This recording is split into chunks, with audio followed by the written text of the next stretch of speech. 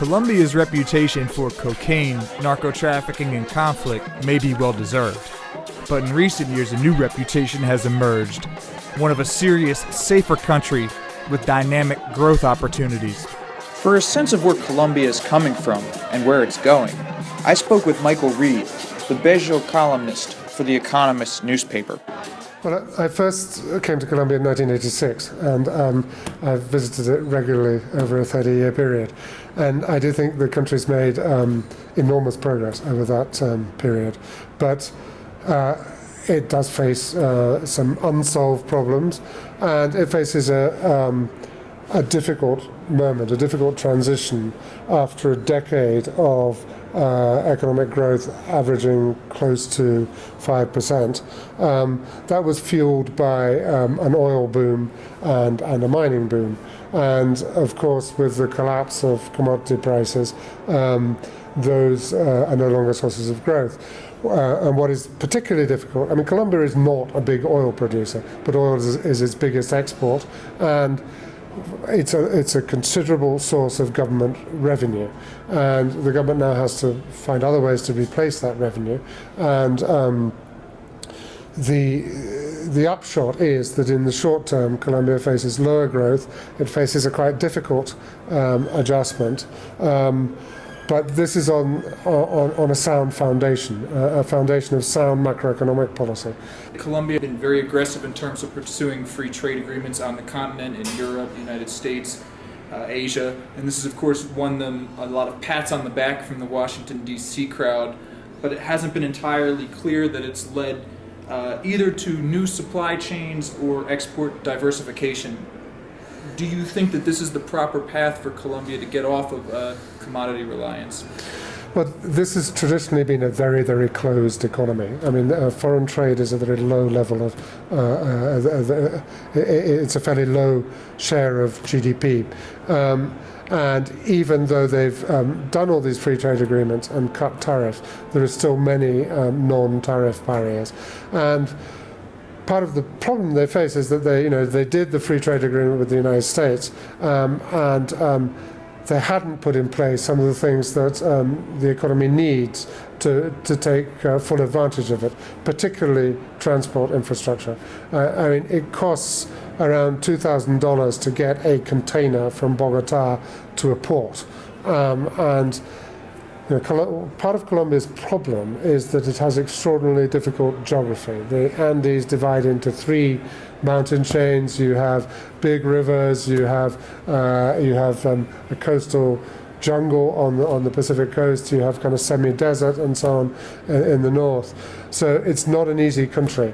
So I think it's essential for Colombia to continuing opening up its economy. It has to do that. But they will only reap the full benefit of it when they've done more internally to become more competitive. There is now a big infrastructure program. It's taken a while to get it going, but over the next few years you're going to see a lot of new roads and some railways in Colombia. Well, I'm curious to ask you about infrastructure, because I think that can seem like the biggest economic challenge facing Colombia. If you wanted to spin it, you could also say there's opportunity there, because in a sense, Colombia is a country that hasn't been built yet. They haven't built these roads, they haven't built the infrastructure. We talk about Colombia in a Pacific century. It doesn't have a proper Pacific port. Do you view infrastructure as the key challenge here, and do you think they're addressing it the right way? I think it's important everywhere in Latin America, but I think it's especially important in Colombia because of the geographical difficulties. And because, this is a large and geographically decentralized country. I mean, it's not Argentina with Buenos Aires, dominating. And you need to be able to move things around, and then the scale of the program. I mean, it's been slow to roll out, partly because they took a lot of trouble to try and do it well. But I mean, it should inject $4 billion a year on its own into the economy, the infrastructure program, and then you'll get the benefits when the roads are there. Of course, the peso has depreciated rapidly in the recent months. You'll hear the spin that this can actually help exporters, and so far we haven't seen too much of a knock-on effect on inflation. How do you view the consequences of a sustained, peso valued around 3,000 to the dollar? Well, I think the peso needed to depreciate. It was overappreciated. Colombia suffered a sort of incipient Dutch disease, because of the commodity boom. I think the danger is it has a very large current account deficit. Investors are getting very skittish about emerging markets in general. Money is leaving the country. You could have a kind of disorderly devaluation, which would lead to a sharper slowdown in growth. I don't think that's inevitable because Colombia is pretty well run in macroeconomic terms. But certainly, there's a risk of overshooting.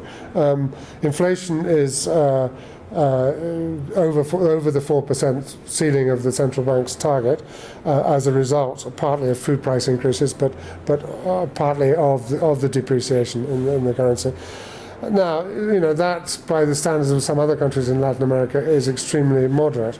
But, Colombia is a country that runs its economy seriously. And the danger there is that starts translating into wage increases. And you have to have a monetary tightening to get rid of it. I don't think Colombia is there yet. But the central bank faces a very difficult balancing act because the economy is slowing, so it doesn't want to put the interest rate up, but inflation's above target. So they're in a wait-and-see mode. That may be right.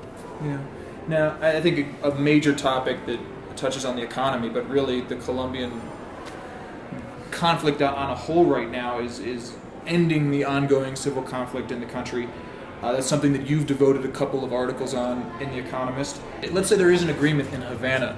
Will an agreement on a foreign island, will this actually lead to a peace in Chocó or Meta or Cauca where the violence with the soldiers occurred earlier this year? Well, I think that's the challenge. It's the challenge for both sides, but particularly for the government and the state. Because, some FARC units or some members of some FARC units may decide that they want to carry on doing what they're doing, which in some cases is criminal businesses. I think the first essential task is to provide security both to the local populations in conflict areas and to the demobilized members of the FARC who have reasonable and plausible fears for their lives. And then I think very quickly the challenge becomes you have to strengthen the institutional and development framework in those places, because there's been a vicious circle in Colombia in the last 50 years of conflict and violence breeding poverty and lack of opportunity. And if there is peace, this is a historic opportunity to break that deadlock, and do the rural development and the strengthening of local institutions, the provision of security and justice and opportunity in those places. Michael Reid, thank you very much for your time. Thanks very much, Sam.